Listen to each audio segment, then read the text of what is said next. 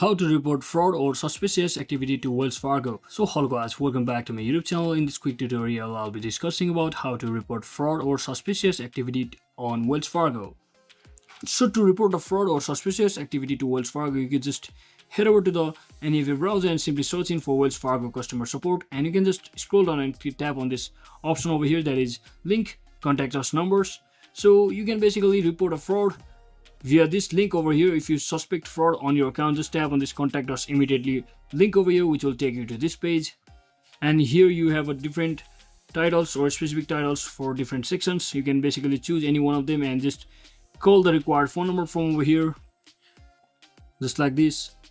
You can also email them if they did not respond via phone number. And similarly, you can also learn about more ways to help avoid fraud and scams by reading such options like two-factor authentication or fraud prevention tips from the website as well. And once you come back after doing all those mentioned things, you can also contact them. If you are an international user of Wells Fargo, you can just tap on this international access codes, and based on your country choice, you can just call that particular number, whether it's a business account or personal account or online customer service.